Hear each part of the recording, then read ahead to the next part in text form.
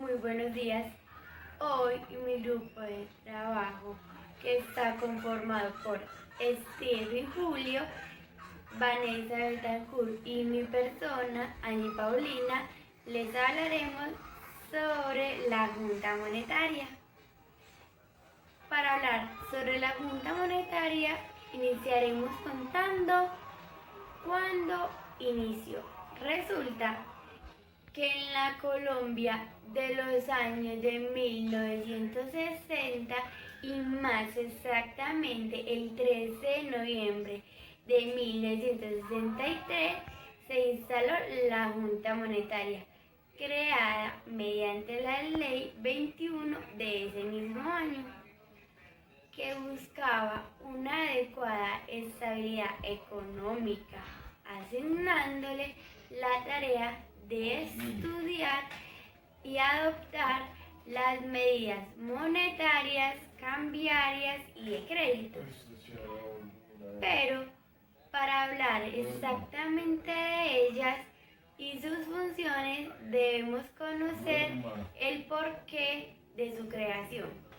Resulta que en 1820 no existía el Banco de la República y tampoco existían los bancos comerciales, ni muchísimo menos los billetes.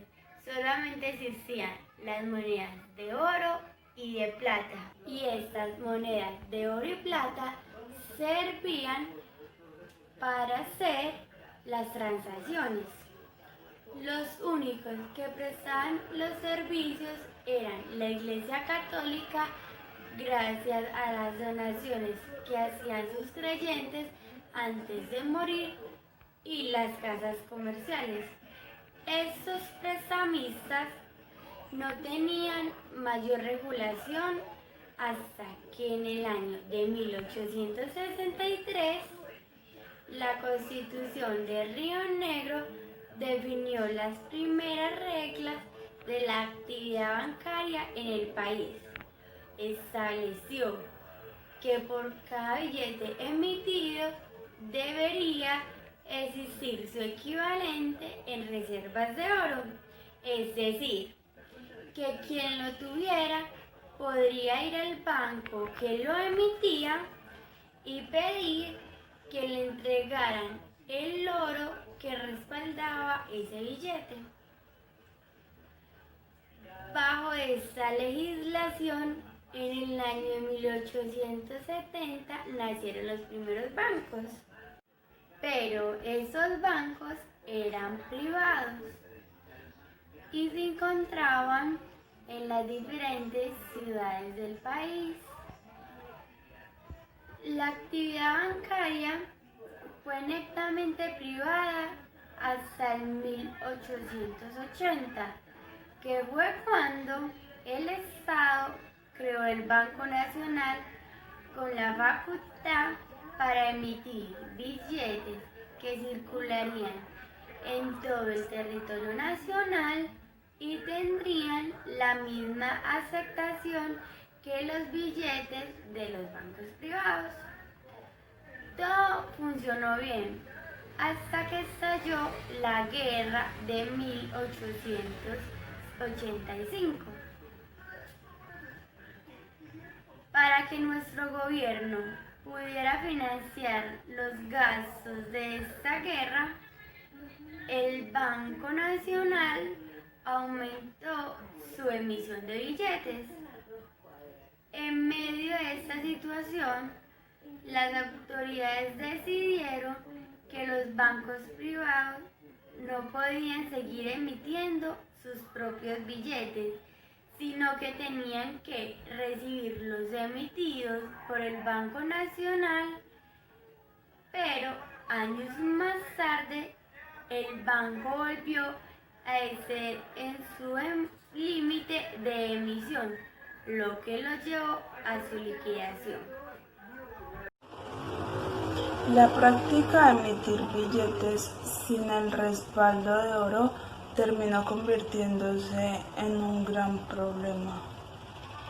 En 1899 estalló la Guerra de los 1000 días y el gobierno usó la emisión de billetes sin el respaldo del oro para financiarla.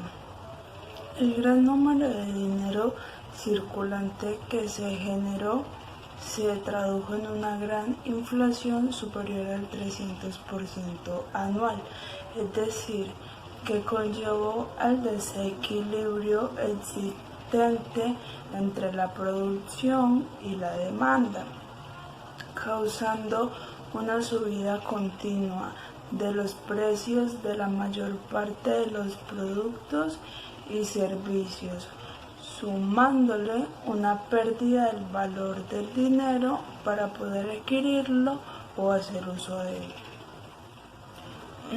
Ante la magnitud se volvió a establecer la convertibilidad de los billetes en oros y en 1905 la ley autorizó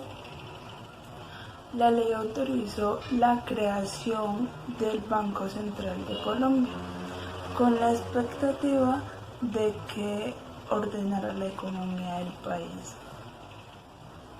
Varios incumplimientos del banco, como el de superar la emisión que se le tenía permitida, conllevaron a que el Congreso lo liquidara en 1909.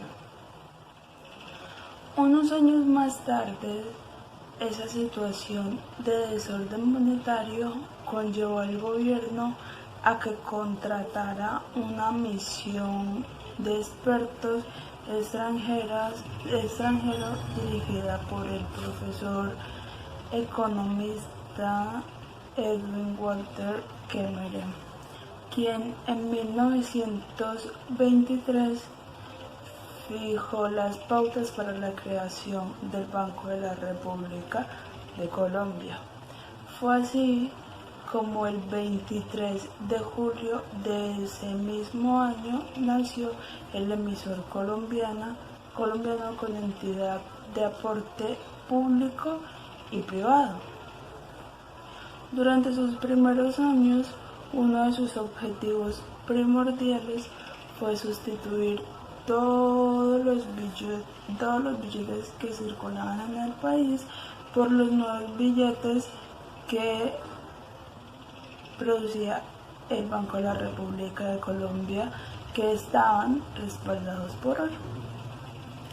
Además, se le asignó la función de ser el banquero de los bancos comerciales y el banquero del gobierno. En los años siguientes se produjeron cambios importantes en la estructura de la Junta Directiva del Banco de la República, al incluir al ministro de Hacienda, así como a los representantes de la Federación Nacional de Cafeteros y de las cámaras de comercio. En ese periodo y tras la inestabilidad que generó la Gran Depresión de los años 30 en los estados financieros internacionales, se estableció el desmonte del patrón oro, es decir, la obligación de que los billetes emitidos estuvieran respaldados por oro o que su equivalente fuera en oro.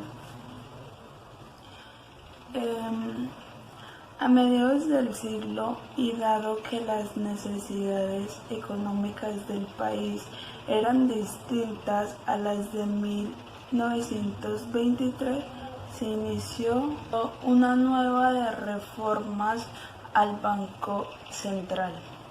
En 1949, el gobierno emitió una misión de Reserva General de Estados Unidos emitidas por David Grove para que éste hiciera un diagnóstico del sistema bancario colombiano.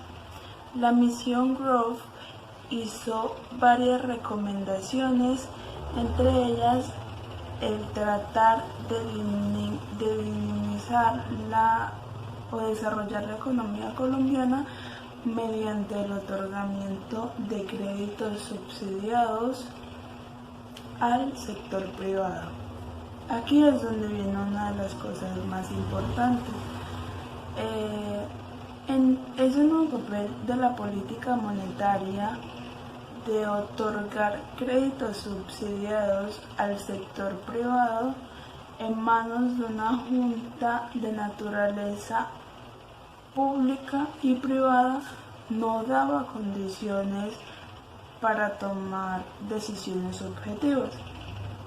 Por esto, en el año 1963 se creó la Junta Monetaria, que le devolvió al Estado la autonomía en el control de las políticas monetarias, cambiaria y crediticia.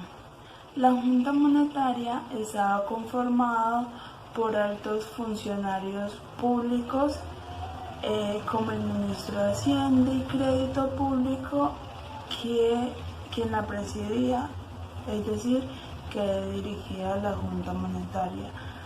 Otro de sus integrantes era el ministro de Desarrollo, el ministro de Agricultura, el jefe del Departamento de Planeación y el gerente del Banco de la República.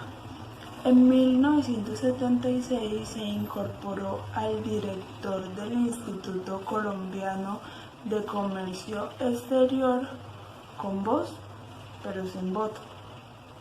Asistían el secretario económico de la Presidencia de la República y el superintendente bancario, además de 2 asesores técnicos.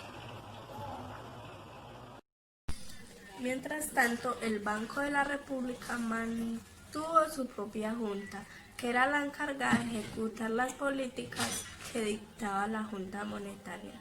Las decisiones de la Junta Monetaria estaban respaldadas por los conceptos técnicos emitidos por 2 asesores, dedicados exclusivamente a la investigación en los campos monetario, cambiario y crediticio. Esta asumió así la formulación de las políticas. Por ello es que el Banco de la República se constituyó en ejecutor de estas políticas y en asesor técnico del gobierno en materia económica. A pesar de la aparición de la Junta Monetaria desde 1963, el Banco de la República seguía siendo una entidad con funciones públicas, pero con capital privado, una combinación institucional que complicaba muchísimo la ejecución de la política monetaria. Por esto, en 1973 se decidió nacionalizar el Banco de la República, que a partir de ese momento se volvió patrimonio. Pero la Junta Monetaria empezó a generar problemas, ya que cada uno de los funcionarios que la conformaban buscaban que el banco les diera crédito a los proyectos de su propio sector. Con esas presiones, en los años 70, la cantidad de dinero en circulación creció más de lo debido. Fue así como a finales de los años 80 se empezó a pensar en convertir el Banco Central en una entidad del Estado, pero con una independencia del gobierno. Con la Constitución de 1991 se definió la naturaleza de las funciones que hoy tiene el banco emisor. Entonces se disolvió la Junta Monetaria y se creó lo que hoy se conoce como la Junta Directiva del Banco de la República, que ya es la encargada de formular las políticas monetarias, cambiarias y crediticias del país. Esta junta está conformada por 7 miembros con un voto cada uno: el ministro de Hacienda y Crédito Público, 5 miembros dedicación exclusiva y el gerente general del banco nombrado por los anteriores. Los miembros de dedicación exclusiva y el gerente general tienen periodos fijos de 4 años, prorrogables 2 veces, con lo cual pueden permanecer hasta 12 años en el cargo. 2 de los 5 miembros de dedicación exclusiva son reemplazados por el presidente de la República cada 4 años. Una vez transcurrida la mitad del periodo presidencial, de modo que el gobierno de turno nunca tenga mayoría en la Junta y se preserve así su independencia. Además, la Constitución política le dio al banco la función principal de preservar el poder adquisitivo de la moneda. Esas condiciones llevaron a la fórmula de nuevas políticas monetarias, mucho más sanas y que se tradujo en la reducción paulatina y sostenible de los niveles de inflación en el país. De esta manera, hemos llegado a tener el Banco de la República con el que hoy día contamos, una identidad independiente cuyo objetivo fundamental es mantener la inflación baja y estable.